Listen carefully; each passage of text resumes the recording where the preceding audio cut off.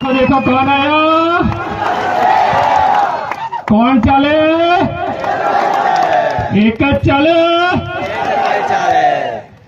આજના આ જનજાગૃતિ કાર્યક્રમમાં મંચસ્થ ઉપસ્થિત મારા સાથી એવા નિરંજનભાઈ વસાવા, જેઓ હાલ આમ આદમી પાર્ટીના નર્મદા જિલ્લા પ્રમુખ તરીકેની જવાબદારી સંભાળે છે, જેમણે હાલ જ આપણને ખૂબ સરસ વક્તવ્ય આપ્યું એવા આપણા વડીલ વિક્રમભાઈ તડવી, સાથે આપણા બીજા એક વડીલ જેમણે પણ ખૂબ સારું માર્ગદર્શન આપણને પૂરું પાડ્યું એવા રિટાયર માસ્ટર શ્રી ગોવિંદભાઈ, સાથે નર્મદા જિલ્લાના યુવા પ્રમુખ એવા ગિરિરાજભાઈ ગોહિલ, સાથે ઓબીસી બક્ષી પંચના પ્રમુખ એવા ગોપાલભાઈ માછી, મહામંત્રી એવા અર્જુનભાઈ માછી, સાથે આપણી મધ્યસ્થે ઉપસ્થિત ગોરાના સરપંચ શ્રી શાંતિલાલભાઈ, સમારિયાના સરપંચ શ્રી રમેશભાઈ, નવો આગપુરાથી પધારેલા કંચનભાઈ, મંચસ્થ અરવિંદભાઈ અને તમામ આગેવાનો, સાથી મિત્રો, મોટી સંખ્યામાં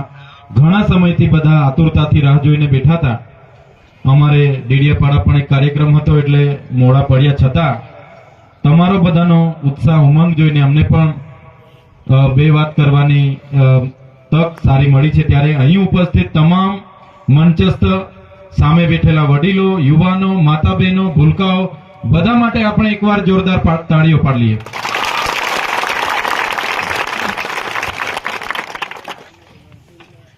સાથીઓ, માનવામાં આવે છે કે આશરે 60 લાખ વર્ષ પહેલા આ પૃથ્વી પર માનવ સભ્યતાની શરૂઆત થઈ. આશરે 50,000 વર્ષ પૂર્વે માનવ એનો શારીરિક અને માનસિક વિકાસ થયો. અંદાજે માનવામાં આવે છે કે 10,000 વર્ષ પહેલા આ પૃથ્વી પર ખેતીની શોધ થઈ અને એવી જ રીતના અનેક નાની મોટી શોધો થઈ. જેમ જેમ ખેતીની શોધો થઈ અને આગળ વધતા ગયા તેમ તેમ નવી નવી સંપત્તિઓની, ખનિજ સંપદાઓની કબજા થવાની અને અનેક સંઘર્ષો, અનેક યુદ્ધો થયા. ઇતિહાસ એવું કહે છે કે હજારો વર્ષ પહેલા આદિવાસી સમાજના નાના મોટા કબીલાઓ હતા, સરદારો હતા, પોતપોતાના રજવાડાઓ હતા. જે જળ જંગલ જમીનની વાતો જે કરવામાં આવે છે, વિસ્તારોમાં આદિવાસીઓના રાજ હતા. આદિવાસી પોતે એકદમ સરળ જીવનશૈલીમાં જીવતા હતા, એકદમ સંવેદનશીલ, એકદમ સમૂહભાવના સાથે, પ્રકૃતિ પૂજા સાથે, પ્રકૃતિ મૂલ્યોની સાથે સ્વાવલંબનનું જીવન હતું. ક્યારે પણ કોઈનું શોષણ એમાં નહોતું થતું. પ્રકૃતિ જીવો, પ્રકૃતિના ઝાડ હોય, પશુ પક્ષી હોય, જીવજંતુ હોય, બધાની સાથે રહીને મનુષ્ય, આદિવાસી એ કાળમાં જીવતા હતા અને સંતોષ નર તરીકે જીવતા હતા. પોતે સ્વાવલંબન હતા, સ્વતંત્ર હતા. કોઈ પણ જાતના શોષણ વગર એ જીવન હતું. પણ ધીરે ધીરે વિદેશીઓના આક્રમણો થયા. હુણો આવ્યા, શક આવ્યા, આર્યો આવ્યા, અનેક જાતિના લોકો આવ્યા અને અહીંયા ઇતિહાસ કહે છે કે ઘર્ષણો થયા, સંઘર્ષો થયા. અને એ સંઘર્ષો થયા બાદ જે પ્રકૃતિ સાથે જીવનારો આદિવાસી સમાજ હતો એને સંઘર્ષો દરમિયાન પોતાની પ્રકૃતિ સાથે, પોતાની સંસ્કૃતિ સાથે અને પોતાના સમાજ સાથે વિસ્થાપિત થવું પડ્યું. સમાજની નાતા સાથે છિન્ન ભિન્ન થઈ ગયા. જંગલોમાં પોતપોતાના પરિવારો સાથે, કબીલાઓ સાથે રહેતા થયા અને અનેક સંઘર્ષો થયા. પછી તો આપ સૌ જાણો છો, ઇતિહાસ એવું કહે છે કે ક્યારે આદિવાસીએ પ્રકૃતિ પાસેથી વધારે નથી લીધું, પોતાની જરૂરિયાત પ્રમાણે જ પ્રકૃતિ પાસે એમણે મેળવ્યું અને પોતાનું જીવન ગુજાર્યું. અને પોતે જ્યારે મરણ પામ્યા ત્યારે એ પણ પ્રકૃતિમાં વિલીન થઈને જતા રહ્યા. પણ જેવી જેવી શોધો થઈ, જમીન સંપત્તિ તરીકે, નારી સંપત્તિ તરીકે, પશુ સંપત્તિ તરીકે, ધન દોલતને સંપત્તિ તરીકે માનવામાં આવી, સંપત્તિઓના યુદ્ધો થયા, જળ જંગલ જમીન ખનીજોના કબજાના યુદ્ધો થયા, ત્યારે સૌથી વધારે જો કોઈ જાતિનું શોષણ થયું હોય તો એ આદિવાસી જાતિનું શોષણ થયું છે. આદિવાસીઓને સૌથી વધારે વિસ્થાપિત થવું પડ્યું છે. ત્યારબાદ વાસ્કો ડી ગામા પણ ઈસવીસન 14મી 15મી સદીમાં આ વિસ્તારોમાં એમણે પણ ભારત દેશની શોધ કરી. એ શોધની સાથે પોર્ટુગીઝો આવ્યા, ફ્રેન્ચો આવ્યા, ડચો આવ્યા, અંગ્રેજો આવ્યા, સ્પેનિશો આવ્યા, અનેક વિદેશીઓ આ વિસ્તારોમાં આવ્યા, મુગલો આવ્યા. એમણે દેશ પર રજવાડાઓ સાથે યુદ્ધો કર્યા, દેશ પર કબજો લીધો અને 200 વર્ષ સુધી શાસન કર્યું. ઇતિહાસ એવું કહે છે કે શરૂઆતમાં અંગ્રેજો 200 જણા આ દેશ પર આવ્યા હતા. કેટલા જણા આ દેશ પર આવ્યા હતા? શરૂઆતમાં 200 જણા આ દેશ પર આવ્યા હતા. પણ એ લોકો આપણા જ લોકોને હાથા બનાવીને, આપણા જ લોકોને અંદરો અંદર લડાવીને આ દેશ પર અંગ્રેજોએ 200 વર્ષ શાસન કર્યું. શરૂઆતમાં 200 આવ્યા, પછી 1000 આવ્યા, 2000 આવ્યા, અને જે પણ આવ્યા, પણ આટલા મોટા અખંડ ભારત પર અંગ્રેજોએ 200 વર્ષ શાસન કર્યું. કેમ શાસન કર્યું? કેમ કે આપણા જ લોકો, દેશના જ લોકો એમની સાથે મળેલા હતા, એમના હાથા બનીને આપણા જ લોકો સાથે સંઘર્ષ થયો. ત્યારે કહેવાનો મૂળ હેતુ એવો છે કે આજે જ્યારે આપણે આદિવાસી સમાજની જાગૃતિની વાતો કરીએ છીએ, આદિવાસી સમાજના અધિકારોની વાતો કરીએ છીએ, આદિવાસી સમાજના કુદરતી અધિકારો હોય, બંધારણીય અધિકારો હોય કે સામાજિક અધિકારોની વાત કરીએ છીએ, તો સૌથી વધારે જો કોઈને પેટમાં દુખતું હોય તો શાસક પક્ષમાં રહેલા આપણા સમાજના નેતાઓને આ વાત વધારે ખૂચે. કોઈ પણ વિસ્તારમાં આપણા સમાજને જ્યારે અમે જાગૃત કરવાની વાતો કરીએ છીએ તો કોઈ બીજી જાતિના લોકોને પેટમાં દુખતું નથી, ચાહે કોઈ પણ જાતના હોય.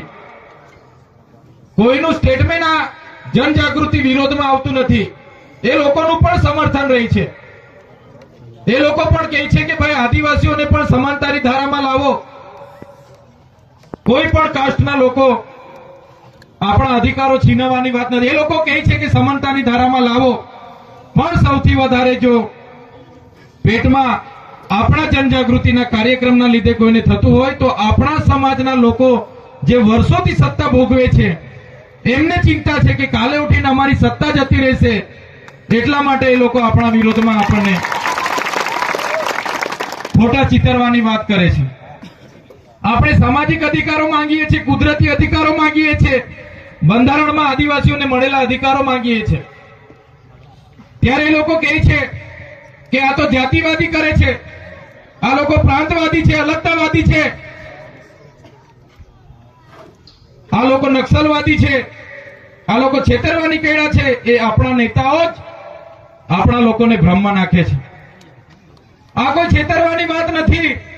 જ્યારે અમે ધારાસભ્ય પણ નહોતા, અમારી પાસે કોઈ પદ પ્રતિષ્ઠા પણ નહોતી, ત્યારે સૌથી પહેલા જ્યારે આ વિસ્તારોમાં ફેન્સિંગ વાળની કામગીરી ચાલતી હતી અને આપણી મા બેટીઓને કેવડિયામાં જ્યારે દંડાવાળી થતી હતી, ત્યારે કેવડિયાના લોકો સાથે સૌથી વધારે પહેલા જો કોઈ આવીને ઉભું રહ્યું હોય તો એ ચૈતરભાઈ વસાવા અમારી ટીમ ત્યાં હતી. એના તાજના સાક્ષી શકુંતલાબેન છે, પૂછીજો. આથી 6-7 વર્ષ પહેલાની વાત છે. અમે તો ક્યારે કેવડિયામાં ચૂંટણી લડવા માટે નથી આવતા અને અમે ભવિષ્યમાં બી, હું કે મારો પરિવાર અહીંયા ચૂંટણી નથી લડવાનો. છતાં કેવડિયામાં મા બેટીઓ સાથે દંડાવાળી આ પોલીસ એમની એસઆરપી કરી રહી હતી. ત્યારે અહીંથી ચૂંટાયેલા શાસક પક્ષના કે કોઈ પણ વિપક્ષના એક પણ નેતા આપણા કેવડિયાના પ્રજાની વચ્ચે આવીને ઉભા નથી રહ્યા. ત્યારે અમે કેવડિયાથી 26 કિલોમીટર પદયાત્રા લઈને કલેક્ટર કચેરીએ ગયા હતા અને કલેક્ટરને ચીમકી આપી હતી કે અમારા કેવડિયાવાળા એકલા નથી. જે દિવસે અમારા કેવડિયાવાળાને હવે પછી જો તમે હેરાન કરશો તે દિવસે આખા દેશના આદિવાસીઓને અમે અહીંયા ભેગા કરીશું અને તમારી સામે ઉતરીશું. આ અમારી કેવડિયાની ચીમકી હતી. તમે આજે પણ યુટ્યુબ પર સર્ચ કરીને જોઈ શકો છો. કલેક્ટર કચેરીનું સામેનું મારું ભાષણ તમે જોઈ શકો છો. એ સમય હતો જાન્યુઆરીની 2019 નો સમય હતો. 28 જાન્યુઆરી 2019 નો એ સમય હતો અને 2 ને 3 દિવસે પહેલી કે બીજી જાન્યુઆરીએ મને પાછા કરવામાં આવ્યા હતા. સાથીઓ, મારે કોઈ 2 નંબરના ધંધા નથી કે મારે કોઈ સાથે જમીનના ઝઘડા નથી. છતાંય કેવડિયાના આંદોલનના ખાતર મને પાછા કરવામાં આવ્યા અને 94 દિવસ રાજકોટ જેલમાં મને રાખવામાં આવ્યો હતો. 94 દિવસ અને એવી પરિસ્થિતિમાં રાખવામાં આવ્યા હતા કે આ વિસ્તારના લોકો એવું કહેતા હતા, અમારા ડેડિયાપાડા હોય કે કેવડિયા હોય કે રાજપીપળા હોય, પોલીસ વિભાગના લોકો કહેતા હતા, અમારા લોકો મને કહેતા હતા, મારા પરિવારના લોકો પણ કહેતા હતા કે હવે આપણે જેલ નથી બેઠવું, આપણે લોકો માટે લડીએ છીએ તો આપણે વેઠવું પડે છે, પણ હવે આપણે બધા રાજનીતિ નથી કરવી, તમે બધું છોડી દો, આપણા પરિવાર સાથે શાંતિથી જીવીએ. છતાં ચૈતરભાઈ વસાવાએ જેલમાંથી આવીને પણ કેવડિયાના લોકોની લડત નથી છોડી અને કેવડિયા લોકો સાથે અમે ફરી પણ મળ્યા હતા. ફરી પણ કેવડિયાના લોકોને અમે આવીને મળ્યા હતા. શકુંતલાબેનના ઘરે અમે બધા ભેગા થયા અને ચર્ચા કરી કે તમારી સાથે જ છે, અમે જેલો કરશે અમે ડરવાના નથી. ફરી અમે 2020માં જ્યારે એસઓયુ સત્તામંડળ બન્યું ત્યારે એક પણ ધારાસભ્ય, તે સમયના એક પણ ધારાસભ્ય નાંદોદના હોય, ડેડિયાપાડાના હોય કે છોટાઉદેપુરના હોય, 27 આદિવાસી ધારાસભ્યમાંથી એક પણ ધારાસભ્ય કેવડિયા સત્તામંડળના વિરોધમાં બોલ્યો નથી. માત્ર જિગ્નેશભાઈ મેવાણી બોલ્યા હતા. એ આજે પણ મને યાદ છે. સત્તામંડળનો જ્યારે કાયદો પસાર થયો, એક પણ આદિવાસી ધારાસભ્ય વિધાનસભામાં બોલ્યો નથી. મિત્રો, આ સત્તામંડળ કાલે ધારે છે કે અમારે હજુ 10 કિલોમીટર ઝરવાણી સુધી લેવું છે તો સત્તામંડળમાં ઝરવાણીની પણ લઈ શકે છે. આજે 6 ગામને સત્તામંડળમાં લીધા છે. 6 ગામનો પાવર ખતમ થઈ ગયો, સરપંચનો પાવર પૂરો થઈ ગયો, ત્યાં કોઈ ગામ સભા નથી મળતી. સત્તામંડળ નક્કી કરે ફાઇનલ, સરપંચનું સત્તાનું કંઈ ચાલતું નથી. જો આ સત્તામંડળ આવનારા દિવસોમાં નક્કી કરશે કે આપણે સાપુતારાથી લઈને સ્ટેચ્યુ ઓફ યુનિટીનો રોડ આ વિસ્તારમાં આવે છે, ઝરવાણીને પણ આપણે ડેવલપ કરી લઈએ, એને પણ સત્તામંડળમાં લઈ લઈએ, તો તે દિવસે પણ આ લોકો ધારશે તો ઝરવાણીને પણ સત્તામંડળમાં લેશે. તે દિવસે આપણો સરપંચ પણ આપણો નહીં હશે, આ વિસ્તારનો તાલુકા સભ્ય પણ નહીં હશે, કોઈની ગામ સભા પણ આ વિસ્તારમાં ચાલશે. એવો સત્તામંડળનો કાયદો છે. આપણા બધા પાવરો એમાં છીનવાઈ જાય છે. એટલે અમે લડતા હતા. 2020-21માં અમે એ સત્તામંડળના કાયદાના વિરોધમાં કેવડિયા ખાતે અમે ધરણા પ્રદર્શન આંદોલન અમે ચાલુ કર્યું હતું. હેલિપેડનું ગ્રાઉન્ડ હતું. અમે 2-3 હજાર લોકો ત્યાં ધરણા પર આવા તાપમાં બેઠા હતા. આજે પણ મારા કેવડિયાના સાથી મિત્રો, મારા શકુંતલાબેનથી માંડીને બધાને ખબર છે, એ રદ કરવા માટે અમે લડતા હતા. એક પણ ધારાસભ્ય ગુજરાતનો અમારા સહકારમાં નથી આવ્યો. 70 લોકો પર અમારા પર ત્યારે પણ ફરિયાદ થયેલી, અમને બધાને જેલમાં નાખ્યા હતા, અમારી ગાડીઓ નાખી દીધી હતી, અમારો મંડપ, અમારા પડદા. ત્યારે પણ અમે કીધું હતું તમારે જેટલી વખત જેલમાં નાખવા હોય તેટલી વખત નાખજો, અમે કેવડિયાને જનતા માટે જ્યાં પણ અન્યાય થશે અમે લડીશું. અમારી તમારી જેલોથી અમે ક્યારે ડરવાના નથી. સાથીઓ, જ્યારે આવા અન્યાયો થાય છે ત્યારે અમને દુઃખ થાય છે. નર્મદા ડેમની જ્યારે દેશને જરૂર પડી ત્યારે આપણા આખાને આખા ગામડા એમાં આપણે વિસ્થાપિત થયા છે. આપણા પરિવાર સાથે વિખૂટા પડી, આપણી પ્રકૃતિ સાથેનો નાતો તૂટી ગયો, આપણી સંસ્કૃતિ તૂટી ગઈ, સમાજ સાથે આપણે વિખૂટા પડ્યા અને આપણા સાથેના લોકો કેટલા વિસ્થાપિત થઈને નવા વસાહતોમાં જતા રહ્યા. આજે પણ એમના અધિકારો એમને નથી મળ્યા. એમણે કીધું હતું પરિવારમાંથી એક જણને સરકારી નોકરી આપીશું, સિંચાઈ પિયતવાળી ખેતીની જમીન આપીશું, નર્મદાની વીજળી મફત આપીશું. આજે પણ એ લોકોની માંગ નથી પૂરી થઈ. આજે પણ એ લોકોના ગામોમાં સ્મશાનની જગ્યા નથી. એ લોકોની ગામમાં આજે આંગણવાડી નથી. એ લોકોના ગામમાં આજે પણ શાળા નથી, ગોચર નથી. એવી પરિસ્થિતિ અહીંથી વિસ્થાપિત થયેલા લોકોની છે. એટલા માટે અમને દુઃખ થાય છે. નર્મદાનો ડેમ બન્યો, પાણી તમે કચ્છ સુધી લઈ જાઓ છો, અમને વાંધો નથી. તમે પૂરા દેશમાં લઈ જાઓ, બધાને આપો, અમને કોઈ જ વાંધો નથી, બધાને આપો. પણ જે આદિવાસી સમાજે પોતાના ગામો અહીંયાથી વિસ્થાપિત કર્યા, પોતાની જમીન એમાં ડૂબી ગઈ, એ લોકોને આજે પણ પીવાના પાણીના ફાફા કરવા પડે, એ વાત સાથે અમે સંમત નથી. એટલે આવનારા દિવસોમાં આપણે બધાએ જાગૃત થવું પડશે. આપણે તળાવ રાખવા બેઠા છે અને તરસ્યા મરીએ છીએ એવી વાત અહીંયા ઉભી થાય છે. આપણું પાણી આપણને નથી મળતું, ત્યારે સરકારોને પણ કહેવા માંગીએ છીએ, તમે ગુજરાત નહીં, તમે દેશમાં લઈ જાઓ પાણી, અમને વાંધો નથી, પણ અમારા સમાજને કેમ નથી આપવા માંગતા? જો આવનારા દિવસોમાં આ સરકારો આપણા આદિવાસી સમાજને નર્મદાનું પાણી નહીં આપશે, તે દિવસે આપણે બધા ભેગા થઈને નર્મદા કેનાલ બંધ કરવાની ફરજ પડશે, તો આપણે બંધ કરાવી દઈશું. અહીંયા તળાવ રાખવા બેઠા છે આપણે તરસ્યા મરીએ છીએ, એ હવે ચાલવા દેવાનું નથી. આજે સ્ટેચ્યુ ઓફ યુનિટી થી ગ્રીન કોરિડોર બનતો અહીંયા સુધી આવી ગયો છે, પાટલા મોહ સુધી. અમારે ડેડિયાપાડામાં આવીને અમે અટકાવીને બેઠા છે. અમે સરકારને કીધું વિકાસ સાથે અમે સહમત છે, પણ તમારા રોડમાં અમારા ખેડૂતને શું વળતર મળવાનું છે? અમારા ખેડૂતનો મોવડો જાય, આંબો જાય, જે ઝાડ કપાશે એનું શું વળતર મળશે? કાચું ઘર, પાકું ઘર જશે એનું શું વળતર મળશે? બોર જશે, કૂવો જશે એનું શું વળતર મળશે? જમીનનું શું વળતર મળશે? જે લોકો સનદ મળી છે, જંગલની જમીન ખેડી ખાય છે લેવલિંગ કરીને, એમને શું વળતર મળશે? ત્યારે સરકાર પાસે જવાબ નથી. એટલે સરકારને અમે કીધું છે વિકાસ સાથે અમને વાંધો નથી, પણ જો તમે અમારા ખેડૂતની મફતના ભાવે આ જમીન લેવા માંગતા હોય તો હવે તમારો રોડ આ વિસ્તારમાંથી અમે નીકળવા દેવાના નથી. આદિવાસી આ પ્રકૃતિ સાથે જીવનારો છે. આ હાઈવે બની ગયા, સ્ટેચ્યુ ઓફ યુનિટી ઊંચા બની ગયા, બિલ્ડિંગો બની ગયા, નહેરો નીકળી ગઈ, રેલવે નીકળી ગઈ, કોરિડોર નીકળવાના છે. એ કઈ આપણા આદિવાસીઓના માટે નથી. એનાથી આદિવાસીઓનો વિકાસ નથી થવાનો.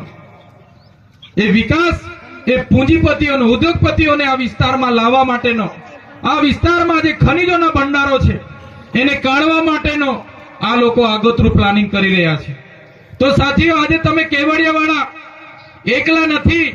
આજે કેવડિયાવાળાની વારી છે, કાલે માલસામોટવાળાની પણ વારી આવવાની છે, દેવમોગરાવાળાની પણ વારી આવવાની છે, છોટાઉદેપુર વાળાની પણ વારી આવવાની છે. આદિવાસી વિસ્તાર જ હવે બચ્યો છે. બધાની નજર આપણા વિસ્તારો પર છે. જો આજે આપણે જાગીશું નહીં, આવનારા દિવસોમાં તમામ આદિવાસી વિસ્તાર 10 થી 15 વર્ષમાં પતી જવાનો છે. તમે યાદ રાખજો. એટલા માટેની આજે આ જનજાગૃતિની મીટિંગ છે કે આપણે હવે જાગી જવાનું છે. ક્યાં સુધી આપણે વિકાસના નામે આપણી પાસે મફતના ભાવે જમીનો લઈ છે? આજે સ્ટેચ્યુ ઓફ યુનિટીની વાત આવે, આ ગામથી સ્ટેચ્યુ ઓફ યુનિટી સામે દેખાય છે. અમે પીપળી ખેતર ફળિયામાં હમણાં જઈને આવ્યા, ત્યાં ગાડી નથી જતી. જ્યાં વિશ્વની સૌથી મોટી પ્રતિમા હોય, વિશ્વના ટુરિઝમો આવતા હોય, અને સરકારો આ સ્ટેચ્યુ ઓફ યુનિટીના નામે, નર્મદા ડેમના નામે પૂરા દેશમાં ચૂંટણી લડીને જીતતી હોય, અને એનાથી 5 કિલોમીટરના ગામમાં, 10 કિલોમીટરના ગામમાં રોડ ના હોય, આનાથી દુઃખની વાત તો બીજી શું હોઈ શકે? આનાથી દુઃખની વાત બીજી શું હોઈ શકે? સાથીઓ, દુઃખની વાતમાં પણ આપણા લોકોને તાળીઓ પાડવાની ટેવ પડી ગઈ છે. એટલા માટે જ આ લોકો અહીંયા આવે છે, બોલાવે છે, તાળીઓ પડાવે છે અને બધું લૂંટી જાય છે. ક્યાં તાળી પાડવી એ પણ આપણા લોકોને ખબર નથી પડતી. કોની સામે તાળી પાડવી એ પણ આપણા લોકોને ખબર નથી પડતી. એટલે અમને દુઃખ થાય છે.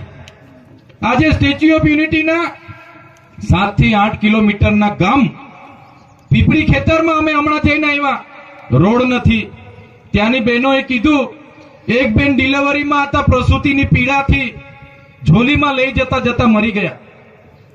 મહિના પહેલાની વાત છે. અહીંથી 10 કિલોમીટર ચાપડ ગામમાં, આ તાલુકાનું ગામ છે, જ્યાં વિશ્વની સૌથી ઊંચી પ્રતિમા છે. એ ચાપડ ગામની મહિલાને પ્રસૂતિની પીડા ઉપડી, એમ્બ્યુલન્સ રોડ ન હોવાના કારણે ત્યાં નહીં આવી પહોંચી.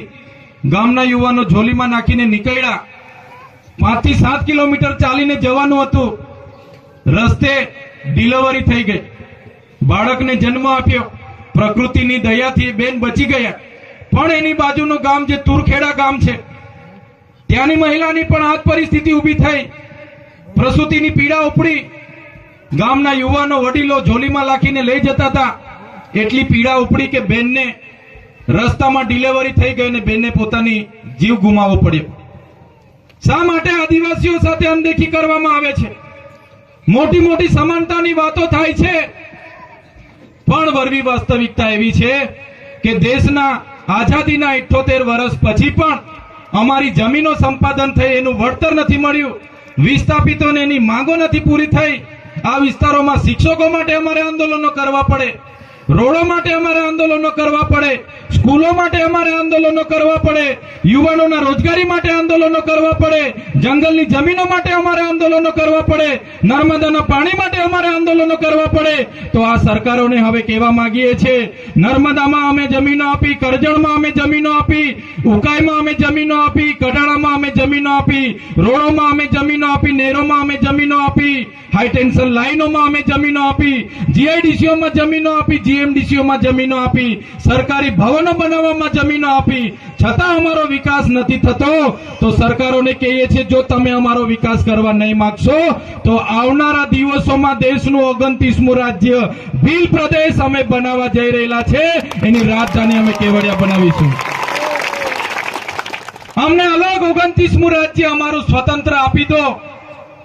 એની રાજધાની અમે કેવડિયા બનાવીશું. અમારી પાસે આટલું બધું પાણી છે, એની રોયલ્ટી છે. વીજળી ઉત્પન્ન થાય છે, એની રોયલ્ટી આવે છે. અમારે ત્યાં લિગ્નાઇટની ખાણો છે, રેતીની ખાણો છે, યુરેનિયમની ખાણો છે. અમારે ત્યાં ભૂગર્ભમાં એટલા બધા ખનિજો છે, જળ છે, જંગલ છે, જમીનો છે. અમને અલગ સ્વતંત્ર આદિવાસીઓનું સ્વાયત્ત રાજ, અમને અલગ ભીલ પ્રદેશ રાજ્ય આપો. અમે અમારો વિકાસ કરી લઈશું. હવે તમારા ભીખની અમને જરૂર નથી.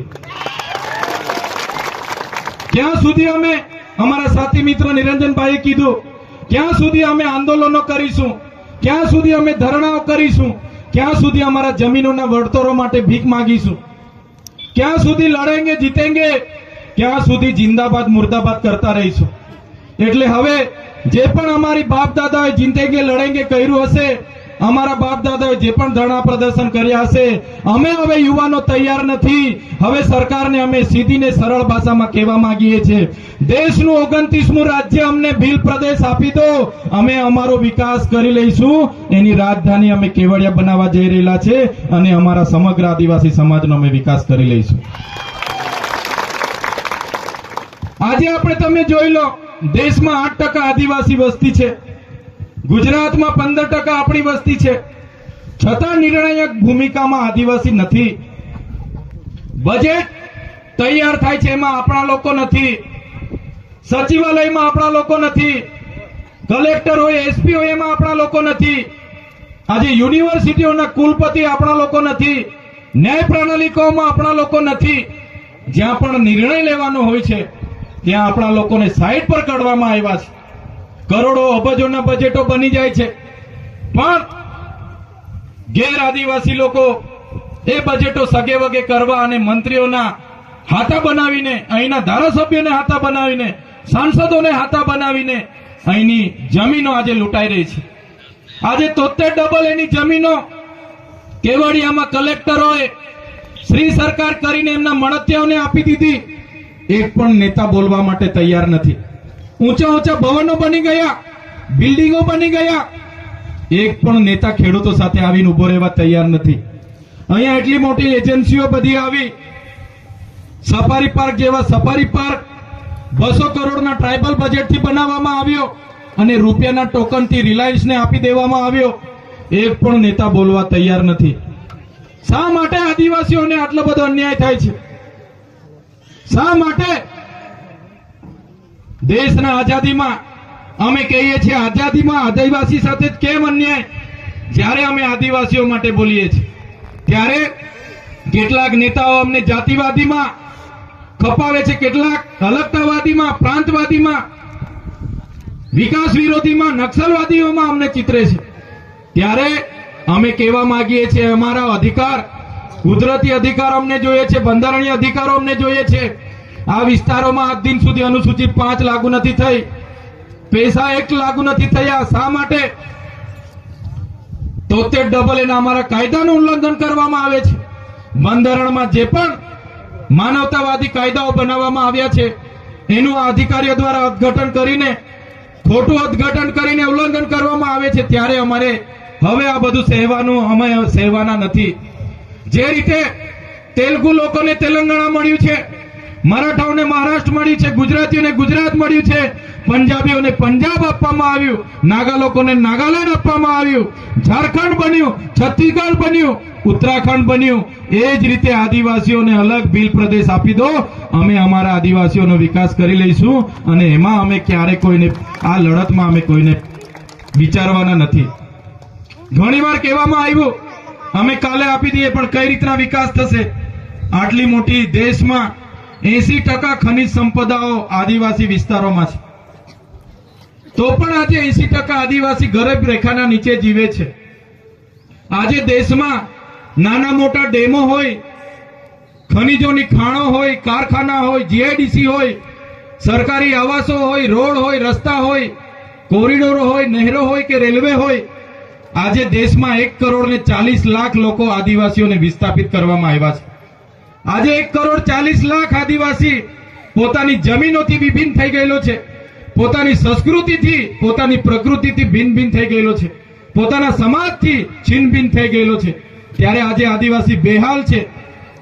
આદિવાસી આજે કોઈ પણ જાતના બેહાલ, બેસહારા થઈને આજે દેશમાં ફરી રહ્યો છે. ત્યારે સાથીઓ, સ્વાભાવિકપણે આદિવાસીઓની ચિંતા અમારે કરવી પડે છે. આજે જે પરિસ્થિતિ આ વિસ્તારોમાં લોકો કરી ગયા છે, આવનારા દિવસોમાં સ્ટેચ્યુ ઓફ યુનિટીથી સાપુતારાનો કોરિડોર આવી રહ્યો છે, ત્યારે પણ આપણે જાગવાની જરૂર પડશે અને બધાએ સાથે રહીને આગળ વધવું પડશે. વધારે વિશેષ નથી અમે કહેતા, પણ આદિવાસી સમાજનો ઇતિહાસ ગૌરવશાળી છે. દેશની આઝાદીમાં આટલું મોટું યોગદાન આપ્યું, દેશના વિકાસમાં આટલું મોટું યોગદાન આપ્યું, પણ જ્યારે આટલી બધી આદિવાસીઓ સાથે અસમાનતા ભાવથી જોવામાં આવે છે, ત્યારે દુઃખ સાથે અમારે કહેવું પડે છે. ત્યારે વધારે વિશેષ નથી કહેતા, સમય પણ ઘણો થયો છે, તમે પણ ઘણા સમયથી બેઠા છો, પણ જે પરિસ્થિતિ આપણી છે એમાંથી નીકળવા માટે આપણે બધાએ જાગવું પડશે.